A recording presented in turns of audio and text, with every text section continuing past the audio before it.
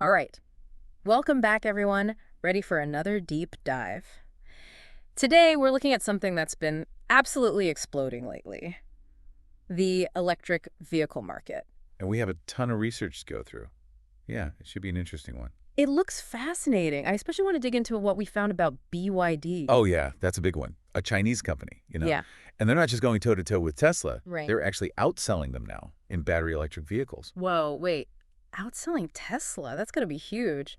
I mean, Tesla basically put EVs on the map, didn't they? Right. How'd BYD manage to pull that off? Well, it wasn't some overnight thing, that's for sure. BYD has been around since 2005, kind of quietly building up. Mhm. But what's really interesting is how they've always done things a bit differently, like right from the start. So what's their secret? What are they doing that others aren't? Well, a lot of it comes down to vertical integration.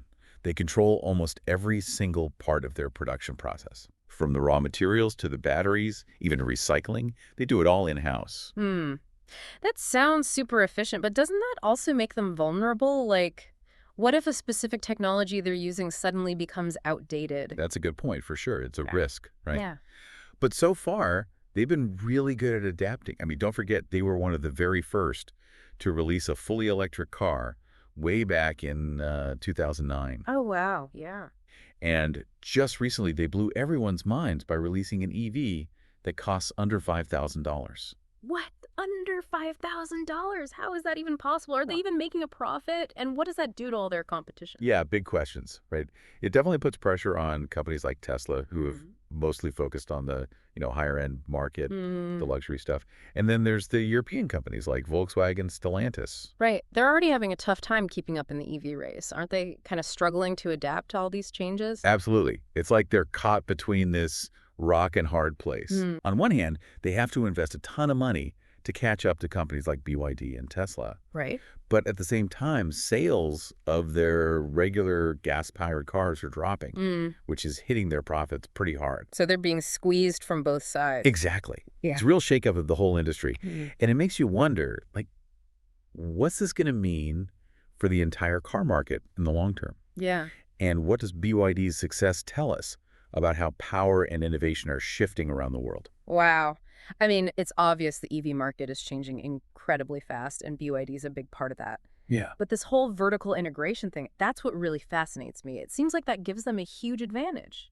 It's not just about efficiency either. By controlling the whole supply chain, they can actually tackle some of the biggest issues facing EVs. Like what?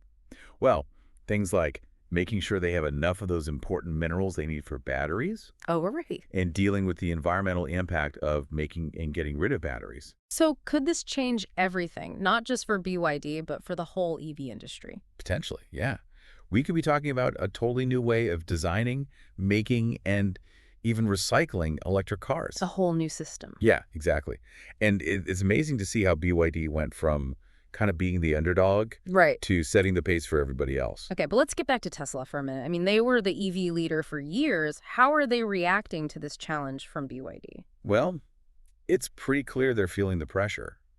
Their growth in China, which was crazy fast for a while, has really slowed down. Mm-hmm. And BYD's low prices are forcing Tesla to think hard about their own strategy. So are we going to see a price war breakout? And who would win that? It's possible. Yeah, And in the short term, lower prices are great for people buying EVs, right? of course. Yeah. But longer term, it could mean some of the smaller companies get pushed out. Only the strongest survive, kind of thing. Right. So how do you think those established companies like Volkswagen, Stellantis, how are they going to handle all this? Tough choices ahead.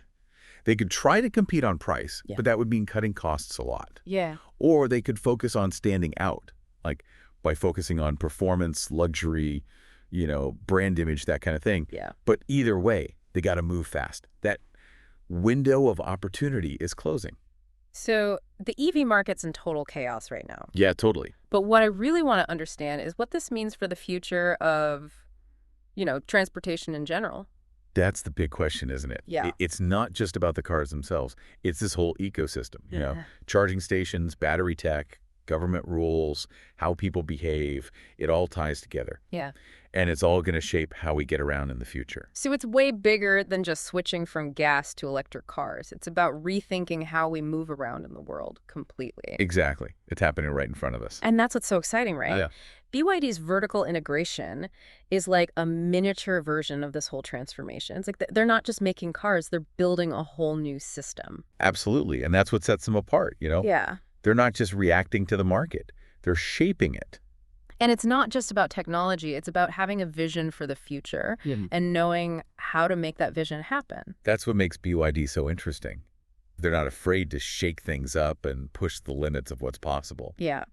All right, we've talked a lot about BYD and how they're changing the EV market worldwide, but let's zoom in a bit on their technology itself. One of the coolest things about BYD is their battery tech. They're one of the only car companies that actually make their own batteries, Yeah. which gives them a big edge in cost and performance. Right. I was reading about this new Blade battery they developed. Oh, yeah? It's supposed to be way safer and more efficient than those old lithium-ion batteries. Exactly. It's got this Yeah. different chemistry and a unique structure, Okay. which makes it way less likely to overheat. Huh. And, you know, those lithium-ion batteries, they could be a fire hazard, right? Yeah. So it's a big deal for safety. So this Blade battery could be a game changer, couldn't it? Definitely. And it shows how much BYD is pushing for innovation. Yeah. They're leading the way, not just following everyone else. Yeah. Okay, let's shift gears again and talk about what all this means for the global car industry. One of the biggest things is a potential power shift. Like, for decades, the car industry was dominated by companies from Europe, the US, Japan, right? But with BYD and other Chinese companies coming up so strong, we're seeing a whole new world order starting to form. So power shifting from west to east. Yeah. And that's got to have implications for more than just the car industry, right? It's the whole global economy. Absolutely. Cars are a huge part of economic growth and innovation. Yeah. So a change like this could have a ripple effect all over the world. And it's not just economics, right? There's the whole geopolitical angle, too. Right. China becoming a car superpower, that could change global trade, diplomacy, even national security. It's a complex issue for sure. Yeah. But one thing's clear. BYD's rise is a sign of how things are changing. The old rules don't apply anymore. Totally. Okay, let's loop back to something we talked about earlier, sustainability. You mentioned BYD is doing a lot, but how's the rest of the industry doing when it comes to sustainability? That's a great question. And it's pretty complicated, to be honest. All right, well, let's break it down then. What are the main environmental concerns with electric cars? Well, one big one is the environmental impact of making those batteries. They take a lot of energy and resources to make. And digging up those raw materials, like lithium and cobalt, can have some bad social and environmental impacts. Yeah, I've read about those concerns. Is anyone trying to fix those problems? Ooh, definitely. There's a ton of research happening to make battery production more sustainable, Okay. like finding new battery chemistries that use less harmful materials and figuring out better ways to recycle them. So there's hope for a more eco-friendly battery eventually. What about the electricity itself, though? You know, the electricity that powers these cars. Isn't that a concern, too? It can be, yeah. Depends where that electricity comes from. If it's coming from coal-fired power plants, well, then the environmental benefits of driving electric kind of disappear. So it matters where the power comes from. Big time. Yeah. But the good news is renewable energy, like solar and wind power, is getting cheaper all the time. And as the electric grid gets cleaner, EVs become even better for the environment. It's like a positive feedback loop, right? Yeah, exactly. The more electric cars we have, the more demand for clean energy, and that makes electric cars even cleaner to use. Exactly. That's why we need to think about sustainability as this whole interconnected system. Right. It's not just the car, it's the whole picture. Yeah. The electric grid, how things are manufactured, how we recycle stuff, it's all connected. Okay, so the sustainability story is complicated and constantly changing. It is. But it sounds like we're making progress, at least. Definitely. And there's so much innovation happening in this area. It's really exciting. So something to keep an eye on for sure. Okay, let's switch perspectives again and talk about the people buying these cars. Yeah. What are the big things they're thinking about when deciding to buy an electric car or not? Well, the big one is always price. Of course. EVs have always been more expensive than gas cars. Yeah? But that gap is closing as batteries get cheaper to make. Right, like that BYD for under $5,000, that's got to be shaking things up. For sure. But it's not just about the price tag. Right. Another biggie is range anxiety. Range anxiety. Yeah, the worry about running out of charge before you get where you're going. Oh, yeah, that makes sense. Nobody wants to be stuck on the side of the road with a dead battery. Exactly. Yeah. But battery tech is improving constantly, Mm-hmm. and the distance EVs can go on a single charge is going up. Plus, more charging stations are popping up everywhere, so it's getting easier to find a place to plug in. So that worry is becoming less of a problem. Yeah, definitely. What about other worries? Like, are there enough charging stations? Mm-hmm. And how long does it take to charge? Those are good questions. Yeah. And the answers are getting better all the time. Okay. We're seeing more public charging stations every day, and the technology for faster charging is getting better too. So it's getting more convenient to own an EV. But what about the actual experience of driving one? Yeah. How do they compare to gas cars in terms of, performance, handling, how comfortable they are? Well, EVs have a lot to offer in terms of performance. For one thing, they've got instant torque, Okay. which means they accelerate really fast. Yeah. And they're super quiet and smooth to drive. Sounds like a pretty enjoyable driving experience. Yeah, a lot of people say once they go electric, they never want to go back to gas. So the experience of being an EV owner is changing too. But let's zoom out again. Okay. What about the big picture? How is the rise of EVs changing society as a whole? Well, one of the most important things is the impact on the environment. EVs don't have any tailpipe emissions, which means cleaner air and less of those harmful greenhouse gases. That's a big plus. But are there any downsides? Like, what about the environmental impact of making those batteries and then getting rid of them when they're done? Those are important points, and we talked about them a bit earlier. Yeah. But as battery tech keeps getting better and we get better at recycling, the environmental impact of EVs keeps going down. So it's a trade-off. Yeah, But overall, it seems like switching to EVs is a good thing for the planet. I'd agree with that. Yeah. And it's not just about the environment either. Right. EVs are creating new jobs, they're pushing innovation in a whole bunch of industries. So it's a win-win. Yeah, pretty much. Okay, I think we've covered a lot of ground here. Anything else you want to add before we move on to the next part of our deep dive? Just one thing. It's important to remember that the EV market is still young. Things are changing so fast, it's tough to predict what's next. So buckle up, right? Yeah. It's going to be a wild ride. All right. In the next part of our deep dive, we'll be looking specifically at the challenges European car companies are facing as they try to catch up in this EV race. Stay tuned. Okay, so we've got BYD shaking up the electric vehicle scene, but what about those European giants? The Volkswagens, the Stellantis, they haven't just been watching from the sidelines, have they? Not a chance. They're pumping billions into going electric, trying like crazy to catch up to BYD and Tesla. Yeah. But it's a tough climb, and all that history they have, turning out to be more of a problem than a help. Really? That's kind of surprising. I'd think all those years of experience building cars would give them a head start. You'd think, right? But their strength is in those old internal combustion engines, the gas guzzlers. Switching to electric car, that's a whole different ballgame. Different skills, different way of thinking. So it's not just swapping out a gas engine for an electric motor and calling it a day. What are some of the specific things they're struggling with? Well, they're factories, for one. They're set up for making tons of complicated mechanical parts. Right. Electric cars, they're all about electronics and software.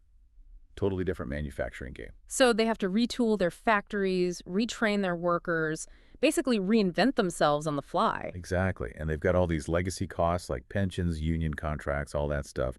Makes it hard to be as quick and cheap as these newer companies like BYD. It's like they're trapped. They have to spend a ton to catch up in the EV race, but that spending hurts their profits right when their sales are already going down. Exactly. And then you add in all the government regulations. Oh, right. The European Union is pushing hard to cut emissions, which means these companies have to go electric even faster. So pressure from every direction, competitors, customers, governments. Yeah, a tough spot to be in. And some companies are handling it better than others, like Volkswagen. They've been pretty bold with their electric strategy, rolling out new EVs, investing in battery production. But even Volkswagen, they've hit some bumps in the road, haven't they? Oh, for sure. Software issues, problems with the supply chain, Yeah. even people inside the company resisting the changes. It's tough. What about other European companies, like Stellantis? How are they doing with all this? Stellantis, that's the one from the Fiat Chrysler and Peugeot merger, right? Right. It's a mixed bag with them. Yeah. They've got some good brands, strong in certain markets, but they've been slower to go electric than some of the others. And their sales are showing it, right? Yeah, sales are down, and they're talking about job cuts and restructuring to try to stay afloat. So there's no easy answer for these European companies. Nope. Each one has its own problems and its own chances to succeed. Exactly. It'll be interesting to see how they adapt, how they change in the next few years. The competition is only going to get tougher, and the stakes are huge. Okay, so lots of challenges. But are there any bright spots for these European companies? Anything they might be able to do better than the others? Well, one thing they have going for them is their reputation.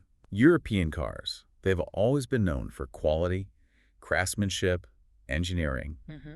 That still matters to a lot of people, even with electric cars. So they could use their brand image to stand out. Exactly. And some of them are focusing on specific types of cars, like luxury models or high-performance sports cars, Right. where they can charge higher prices and target people who are willing to pay for that special something. Makes sense. But what about the regular, everyday car market? Can they really compete with BYD on price? That's a tough one. BYD, with their vertical integration and lower costs, they've got a big advantage there. So maybe these European companies need to get creative, different business models, maybe team up with other companies? Definitely. And we're already seeing some of that. Yeah. Like, some European companies are working with Chinese battery makers to get those crucial parts. So working together might be the key. Could be. But what about innovation? Are they putting money into new tech to stay ahead? Oh, yeah. Lots of it. They're pouring money into self-driving cars, connected car stuff, better batteries. So they're not giving up without a fight. But it sounds like they've got a lot of work to do. A lot of work. But the race isn't over yet. And the European car industry, they've got a history of bouncing back, coming up with new ideas. So definitely a story we need to keep following. Absolutely. And it's about more than just cars. We're talking jobs, the economy, even national pride. It's a big deal. Yeah, it really is. Okay, we've talked about BYD's rise, the problems European car companies are facing, and how all this is changing the car world as a whole. But before we move on, I want to get back to that sustainability thing we touched on earlier. You said BYD is taking a big picture approach, but what about the whole car industry? What are the big sustainability challenges and opportunities with electric cars? That's a great question.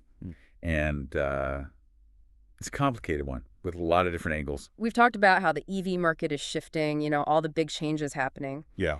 But what I keep coming back to is, what does this mean for the average person? If you're not an engineer or a CEO, why should you even care about BYD or what's happening with Volkswagen? That's such a good point. It's easy to get caught up in all the tech stuff, the business side of things. Yeah.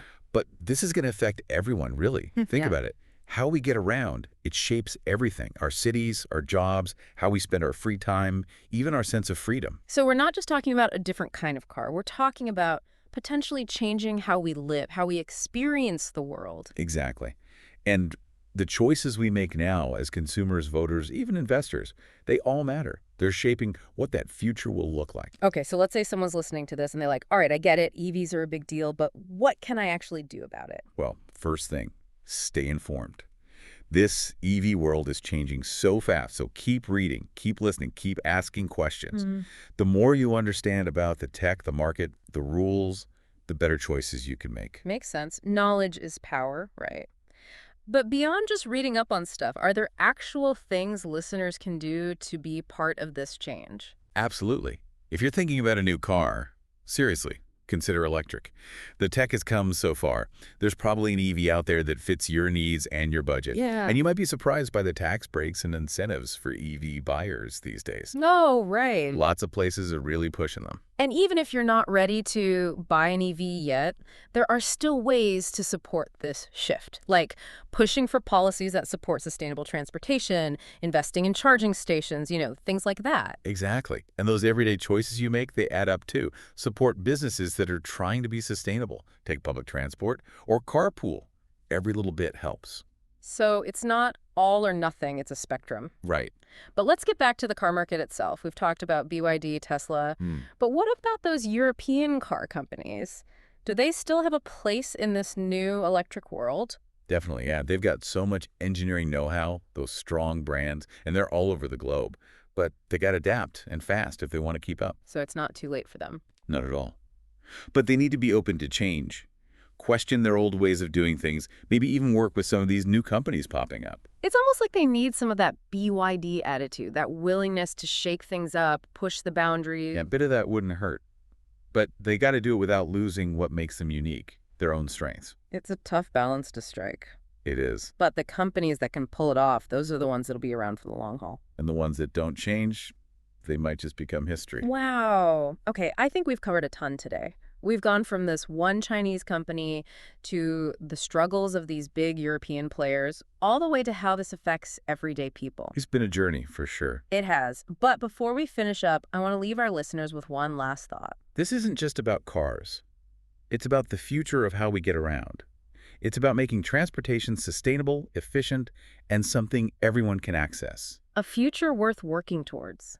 And it's a future we can all be part of creating. So stay curious, stay engaged, and stay tuned. This is just the beginning. Thanks for joining us for this deep dive into the electric vehicle revolution. See you next time.